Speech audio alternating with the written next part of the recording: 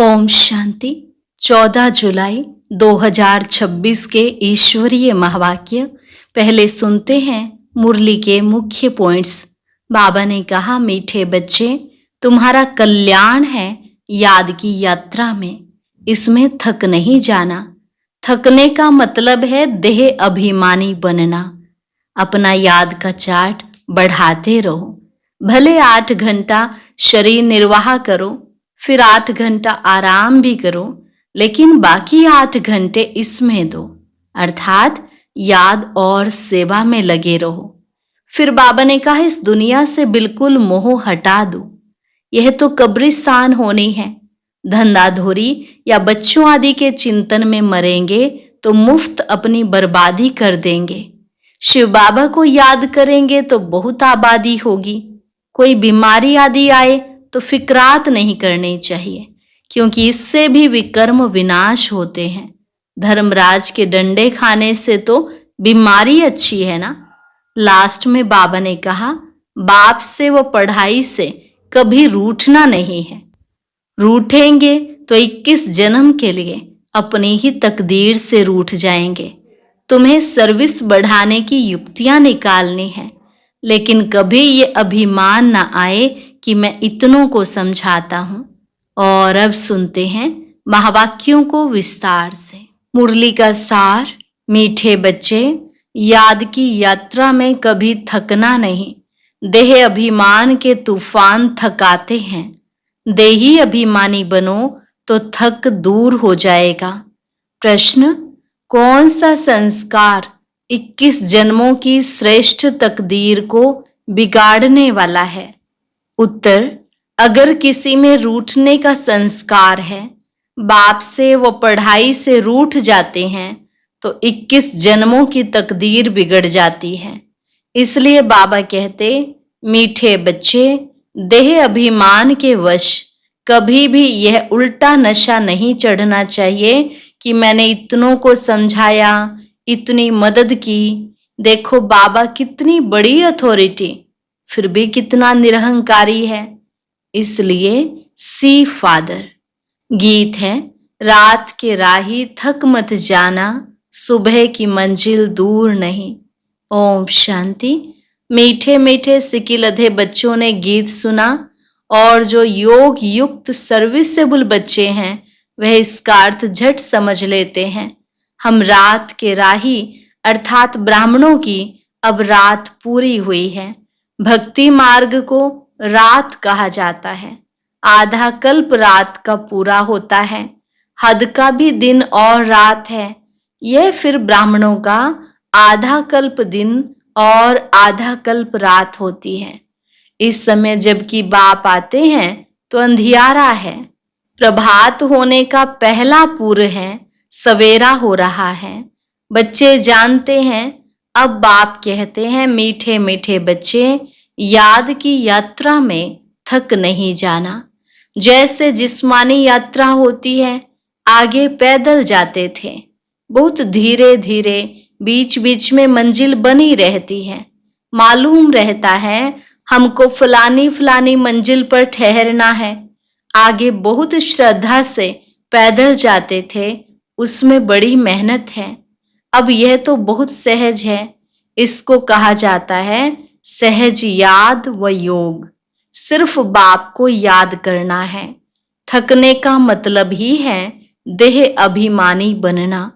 हाँ, इसमें कोई शक नहीं, माया के विघ्न पड़ेंगे, परंतु इसमें थक नहीं जाना है। थक जाने से देह अभिमान आ जाता है। बाप कहते हैं, बच्चे, शरीर निर्वाह के लिए काम तो करना है, उसके लिए छुट्टी है। 8 घंटा शरीर निर्वाह, 8 घंटा आराम, बाकी 8 घंटा इसमें दो। अभी तो पूरा 8 घंटा कोई देते नहीं, अंत में 8 घंटे तक रहेंगे। चार्ट को बढ़ाते रहो। यहाँ जब आकर बैठते हो तो याद दिलाई जाती है, जिसको तुम निष्ठा कहते हो। बाबा की याद में आकर बैठते हो। इसका मतलब यह नहीं कि सिर्फ यहाँ आकर याद में बैठना है। ऐसे बहुत हैं, समझते हैं 5-10 मिनट योग करके उठें, परंतु बाप तो कहते हैं धंधा धोरी करते कहाँ आते जाते हो, तो भी तुम योग में रहो। कहाँ गंगा स्नान आदि करने जाते हैं तो राम राम जपते हैं ना। यहाँ तुमको कुछ सिमरना नहीं है, सिर्फ बाप को याद करना है। यह बाप बच्चों से ही बात कर रहे हैं। तुम्हारा कल्याण ही है याद की यात्रा में। इसमें थकना नहीं है। इसमें तूफान बहुत आएंगे। तूफान कोई मिट्टी आदि के नहीं। माया के तूफान आने से बुद्धि का योग टूट जाता है। फिर देह अभिमान में आने से धंधाधोरी बच्चे याद आ जाते हैं। बाप कहते हैं अब तो यह धंधाधोरी आदि सब खलास हो जाने हैं। तुम्हारे बच्चे वारिस बनने ही नहीं हैं, सब खत्म हो जाना है। अभी तो वारिस बेहद के बाप के खड़े हैं। हद का वर्षा मुर्दाबाद होना है। साहूकार लोग समझते हैं अब बच्चा बड़ा होगा, शादी करेगा, फिर यह होगा। बाप कहते हैं अभी इतना टाइम नहीं है, इसलिए दुनिया से बिल्कुल मोह हटा दो। यह तो कब्रिस्तान है। धंधाधोरी बच्चों आदि के चिंतन में मरेंगे तो मुफ्त अपनी बर्बादी कर देंगे। शिव बाबा को याद करेंगे तो आबादी बहुत होगी। देह अभिमान में आने से बर्बादी होती है। देही अभिमानी बनने में आबादी होती है। जितना याद करेंगे उतना भविष्य 21 जन्म वर्षा पाएंगे। याद नहीं करेंगे तो बहुत घाटा पड़ जाएगा।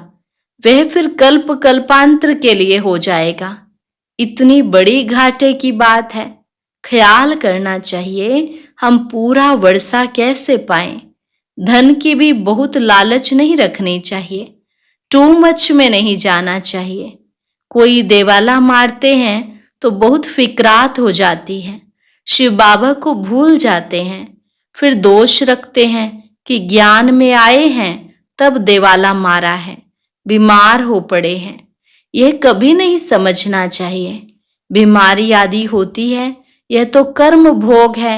अच्छा है विकर्म विनाश हो जाएंगे। धर्मराज के डंडे खाने से तो बीमारी अच्छी है ना। कर्म भोग चुकतू करना है। यह तो महारोगी शरीर है, कितनी संभाल की जाती है। चलते चलते खड़े हो जाते हैं, हार्ट फेल हो जाते हैं। ऐसी पुरानी दुनिया को तो बुद्धि से एकदम भूल जाना चाहिए। बच्चे देखते हैं बाप नया घर बना रहे हैं तो पुराने से एकदम दिल हट जाती है। कहते हैं बाबा जल्दी से मकान बनाओ, पुराने मकान में तकलीफ बहुत है। तुम भी जानते हो यह पुरानी दुनिया तो बहुत गंदी है। तुम्हारा यह है बेहद का सन्यास। वह सन्यास करते हैं घर बार का, उसको हद का सन्यास कहा जाता है। तुम सन्यास करते हो विकारों का। बाप कहते हैं देह सहित देह के जो भी तुम्हारे संबंध हैं सबको तोड़ मामेकम याद करो। यह दुनिया जो इन आंखों से देखते हो इनको भूल जाओ। अभी तुम्हारी बुद्धि जानती है हम स्वर्ग की राजधानी के लिए पुरुषार्थ कर रहे हैं। ज्ञान का तीसरा नेत्र मिला है। यह सब कब्रिस्तान हो जाना है। इससे प्यार नहीं रखना है। आजकल मनुष्यों के पास पैसे बहुत हैं तो विकार भी तेज हो गए हैं। काम विकार कितना तेज है, काम बिगर रह नहीं सकते। 4-5 वर्ष पवित्र रहें, फिर लिखते हैं बाबा आज इनको भूत लगा, काला मुंह कर दिया, कितना धक्का खाया, एकदम 5 मार 5 मंजिल से गिर गए। पहले पहले है देह अभिमान, ऊपर से गिरा ठक, पुर्जा पुर्जा हो गया, खलास, हडगुड बिल्कुल ही टूट जाते हैं। फिर पुरुषार्थ करने में टाइम लगता है। यह है सबसे बड़ी चोट। इसलिए बाबा कहते हैं काम महाशत्रु है। विकार को ही पतितपना कहा जाता है। कहते हैं बाबा हमको पतित से पावन बनाओ। भारत में ही संपूर्ण निर्विकारी थे ना। भारत ही निर्विकारी था, अब भारत विकारी है। संपूर्ण निर्विकारी, सूर्यवंशी को कहेंगे। भल रामचंद्र के राज्य में भी विकार की बात नहीं रहती, परंतु कला तो कम हो जाती है। 1250 वर्ष कम हो गए तो वह दुनिया की ताकत तो कम हुई ना, इसलिए उनको सतो प्रधान फिर सतो कहा जाता है। तुम चाहते हो हम मम्मा बाबा को फॉलो कर सूर्यवंशी महाराजा महारानी बने, इसमें तकलीफ व खर्चे आदि की तो बात ही नहीं है। इसमें मुख से कुछ बोलना भी नहीं है, सिर्फ याद करना है। इसको ही सहज योग कहा जाता है।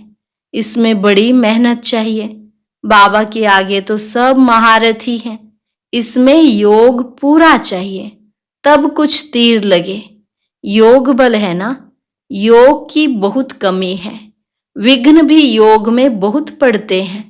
बेहद का बाप मीठे मीठे बच्चों को बैठ समझाते हैं। बच्चे बाप से व पढ़ाई से कभी रूठना नहीं।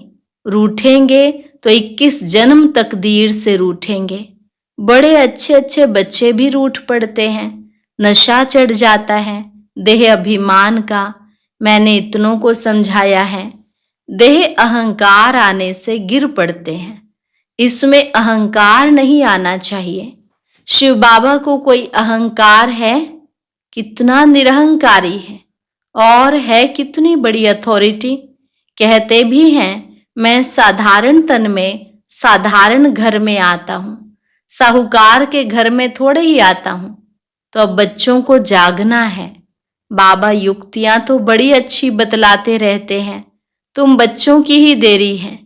ड्रामानुसार अर्जुन अवस्थाएं जोर भरी नहीं है, आगे चल जोर भरेंगी। हम गवर्नमेंट को इत्तला करते हैं कि इतने इतने वर्षों में स्वर्ग की स्थापना हो जाएगी। यह अखबार आदि में मनुष्य पढ़ेंगे तो आकर तुमसे पूछेंगे। थोड़े वर्ष के अंदर स्थापना होगी तो विनाश भी जरूर होगा। ढेर आएंगे। यह प्रॉपर्टी आदि थोड़े समय के लिए है। इस प्रॉपर्टी को तुम कोई प्रॉपर्टी थोड़े ही समझते हो।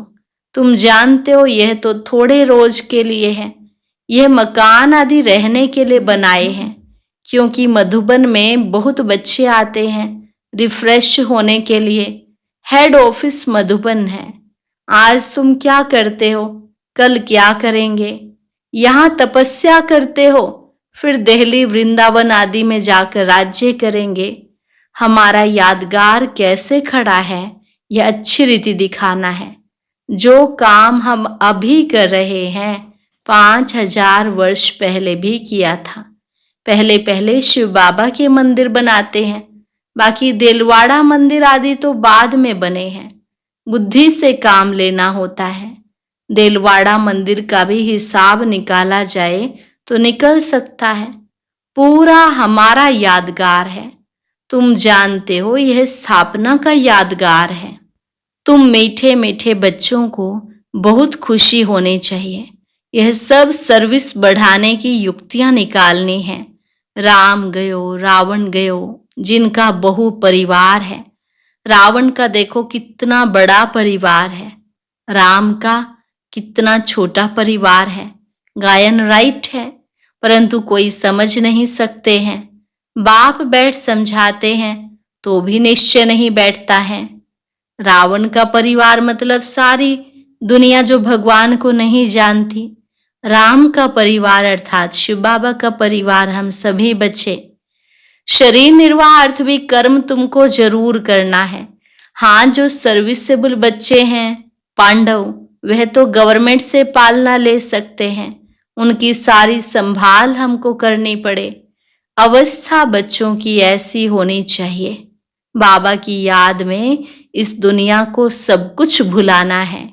याद की यात्रा में जो पक्का मस्त रहेगा, उनकी अवस्था भी बहुत मजबूत होगी। जैसे कि शिव बाबा की याद में रह तुम शरीर छोड़ते हो। सन्यासी ब्रह्म की याद में शरीर छोड़ते हैं तो भी वायुमंडल में बिल्कुल सन्नाटा हो जाता है। बाबा को अनुभव है, मनुष्य मरते हैं तो घर में सन्नाटा हो जाता है ना। इसमें भी ऐसे होता है। पिछाड़ी में जैसे कि सब कुछ भूल जाते हैं। अब हमको वापस घर जाना है। देह अभिमान छूटता जाता है। पिछाड़ी में शरीर खुशी से छोड़ना चाहिए। हर्षित मुख। बस हम कहाँ जा रहे हैं, ऐसी अवस्था जब होगी तब विजय माला में पिरोने लायक बनेंगे। तुम्हारे में शांति की करंट है। कोई भी आते हैं तो कहते हैं यहाँ शांति बहुत है। यह है रियल शांति। आत्मा शरीर से डिटैच हो जाती है। तुम जानते हो हम आत्मा शांत स्वरूप हैं। हम अपने स्वधर्म में बैठ जाते हैं। कर्म के बिना तो कोई मनुष्य रह नहीं सकते। वह लोग हठयोग से क्या क्या नहीं करते हैं, तुम अब समझते हो। हमारा स्वधर्म ही शांति है। यहाँ हम आए हैं पार्ट बजाने। अब वापस घर जाना है। बाप कहते हैं मुझे याद करो और घर को भी याद करो।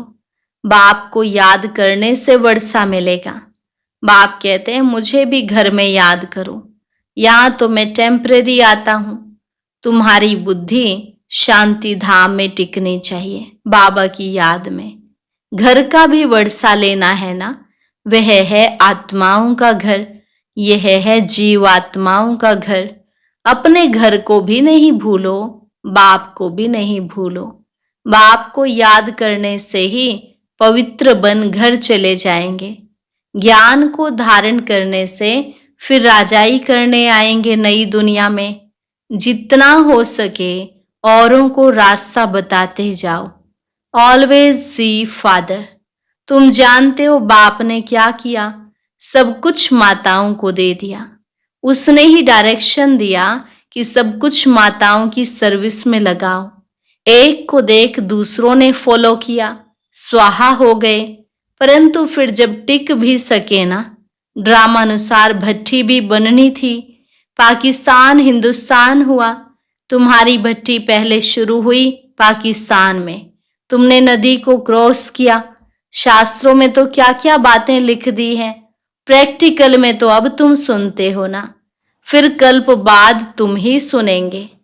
अब बाप कहते हैं हियर नो विल। धंधादी भले करो परंतु हियर नो विल। बाप कहते हैं हर बात में श्रीमत लो।